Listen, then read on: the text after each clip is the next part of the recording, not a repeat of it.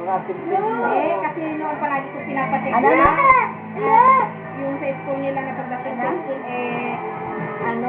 Oo. Yes, po. Kapatid. Ako, kahit Sabado, pinapatay ako. Emergency. Wala naman pa kami. Grabe naman. Okay naman. Tapos ito, okay na. Meron pa? Oo. Yung sabi ko naman, Jer. Kano kasi, meron sa school, meron mga exercise na pinagagawa. Ngayon may period siya. Ang ginagawa nila yung, ang tawag na yun, ganito ah?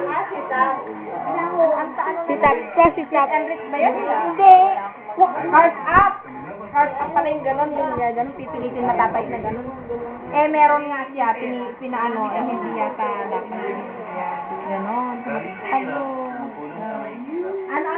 Ano sila, athlete ay mga active sila sa athletic.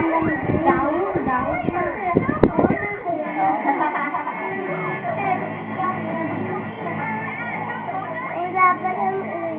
Ano na, ayos na yung bukit mo? Kwan. Natapos sila, yun hipag ko naman, pina-pregnant ka na. Dahil, gano'n niya. Oo. Yun hipag ko naman, agad-agad pina-pregnant siya sa hospital. Negative na. Galit na galit siya, bakit siya mabubusit siya, wala naman daw siya. Ano pala? Ayos na. Magpapadasal ka kasi na? Yes! Kailan daw yun? Pero magkaiba naman sila. Sabi nila sa akin, nandito ka pa sa hindi, padasal ka ni Kami. Alam mo na babalik ka ni Sako. Siguro meron ka lang sa akin. O sige, Kami. Thank you. Pero hindi naman dyan.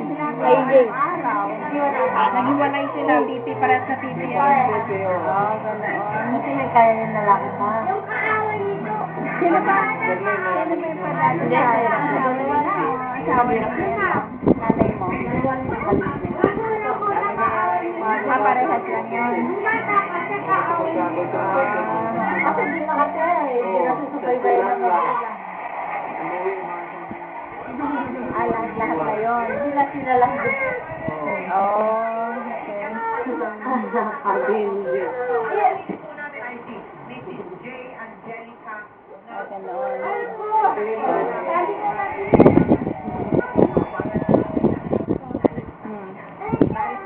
So, matatapos na lahat yun.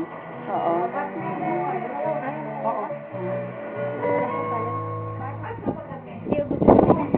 Ay, nila lang. Oo. Kano na yan, Jay? Oo. Tara, sabay tayo.